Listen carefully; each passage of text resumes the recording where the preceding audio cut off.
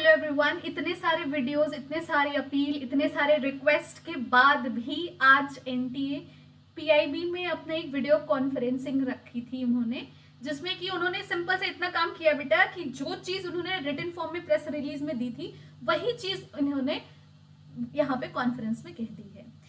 NTA के जो GD हैं, जनरल डायरेक्टर हमारे सुबोध सर, उनसे एक क्वेश्चन पूछा गया था कि सर की क्लैट जो कि एक ऑनलाइन एग्जामिनेशन है और नीट जो कि एक ऑफलाइन एग्जामिनेशन है, क्या इसका कंपैरिजन करना सही होगा? और अगर सही भी है तो किस बेसिस पे आप ग्रेस मार्किंग दिए हैं? कितनी कितनी ग्रेस मार्किंग किस बच्चे को दी गई है? किस बच्चे को कितना नंबर कटा है, कितना नंबर जुड़ा है? इन सब का हमें एक डिटेल्ड ओवरव्यू चाहिए, जिसपे कि सुबोध सर का ये कहना है कि हम आपको थोड़ी देर में बताएंगे, बट स्टिल सुबोध सर ने उस पर कोई वेरिफिकेशन, कोई जस्टिफिकेशन अभी तक शो नहीं की। दूसरा ये कि सर का ये कहना है कि क्लैट और नीट का जो एग्जाम है वो सेम पैटर्न का है, और यहाँ पे जो इशू है, जो मुद्दा है, वो ये है कि लॉस ऑफ टाइम हुआ है।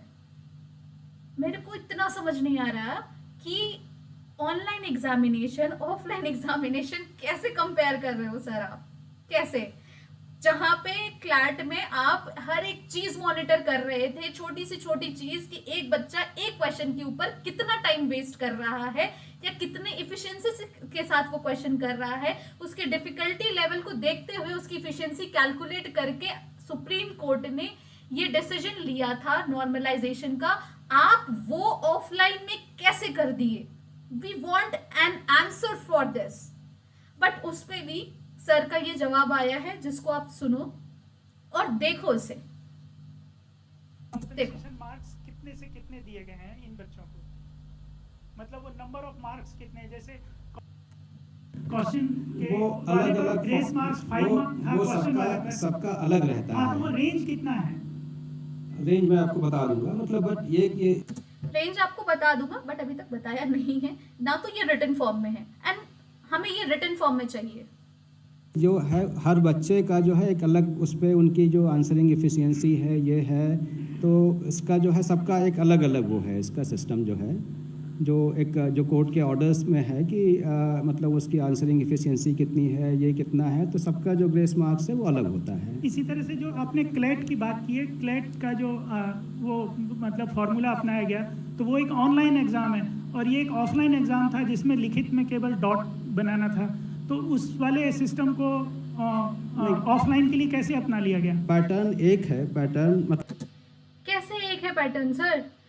क्लैट जो है वो एक्सेप्टेंस का एग्जामिनेशन है और नीट जो है वो एलिमिनेशन का एग्जामिनेशन है।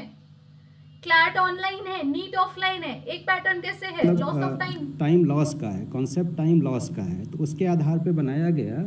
और फिर जैसे मैंने बताया कि इसके लिए जो है इसको फिर से एक रिविजिट करने के लिए हमने एक कमेटी बनाई है जो पूरा इसको देखेगी। सर के कहने का मतलब ये है कि जैसे एसी और कूलर दो अलग अलग चीजें हैं, एसी में आपके टेम्परेचर भी दिखाते हैं, सेम फंडा आप कूलर पे भी अपना सकते हो अपने रूम को ठंडा करने में, जहां पे आपको टेम्परेचर का आभास हो जाएगा, टेम्परेचर दिखेगा नहीं। क्लैट में आपको हर चीज क्रिस्टल क्लियर दिख रही होगी, नीट में आपको आभास हो जाएगा, हाँ इतना इतना ग्रेस मार्किंग हुई है, बट दिखेगी नहीं। कि जो ग्रीवांस रिड्रेसल कमेटी ने जो रिकमेंडेशंस दी थी उसको, उसके बेसिस पे एक बार फिर से उसको जो है पूरा एग्जामिन करेगी।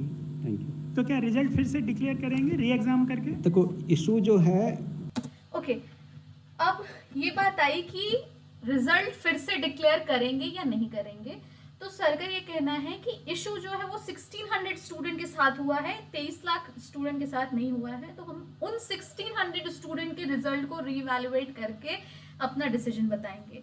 बट सर यहाँ पे बहुत सारे ऐसे बच्चे हैं जो ग्रेस मार्क्स के अंदर नहीं आते हैं, जो दिल्ली के, पंजाब, हरियाणा या छत्तीसगढ़ के उन सेंटर से नहीं है जहाँ पे लॉस ऑफ टाइम का इशू हुआ था, वो अलग सेंटर से हैं, बट उनका ये इशू है कि वो कैलकुलेटेड मार्क्स कम है, लेकिन ओएमआर से उनका मार्क्स कम है, लेकिन जो उनके रिजल्ट में रिफ्लेक्ट कर रहा है वो ज्यादा है। और कुछ बच्चे ऐसे भी हैं जिन्होंने कैलकुलेटेड मार्क्स ज्यादा है, ओएमआर से ज्यादा है, लेकिन उनका रिजल्ट में जो रिफ्लेक्ट हो रहा है वो कम है। तो यहाँ पे बहुत सारे अलग अलग बाइफर्केशन है सर केसेस के, इन सबको कैसे आप जस्टिफाई कर रहे हो? और अगर रिवैल्यूएशन करना ही है तो पूरे स्टूडेंट का करो सर। हमें एक आंसर चाहिए इस चीज पे कि आपने वो नॉर्मलाइजेशन फॉर्मूला जो सुप्रीम कोर्ट ने दिया है वो कैसे लगाया है। रिलीज करिए उसका पूरा चार्ट या जो भी है आपने जो भी लगाया है। We want that. हर एक चीज कि आपने कैसे उस बच्चे की इफिशिएंसी कैलकुलेट कर ली कि एक बच्चा बॉटनी किया है, जूलॉजी किया है, फिजिक्स किया है, मतलब केमिस्ट्री किया है, क्या किया है पहले, किस लेवल ऑफ क्वेश्चन पे उसने कितना टाइम दिया है, उसकी इफिशिएंसी कितनी हो रही थी, कितना सही किया, कितना गलत किया, हर चीज आपको दिखानी पड़ेगी क्योंकि सुप्रीम कोर्ट ने वहां पे दिखाया है और उसी के बेसिस पे आप ये सारी चीजें बोल रहे हैं। We want an answer from you sir. और रही बात री इवैल्यूएशन की सर, तो री इवैल्यूएशन पूरे के पूरे बच्चों का होना चाहिए क्योंकि बहुत सारे ऐसे बच्चे हैं जिनके नंबर कम भी हैं सर, जिनके ज्यादा है उनको तो कोई प्रॉब्लम ही नहीं है, बट जिनके कम है सर उनको प्रॉब्लम है क्योंकि OMR जो आपके द्वारा ही रिलीज की गई है उसको कैलकुलेट करने के बाद जो मार्क्स बन रहे हैं वो ज्यादा बन रहे हैं, बट रिजल्ट में कम आ रहा है सर। कुछ करिए सर, कुछ करिए। Thank you. और इस वीडियो को आप सब लोग इतना फैला दो कि हर एक इंसान इस बारे में अपनी आवाज उठाए और जस्टिस हो।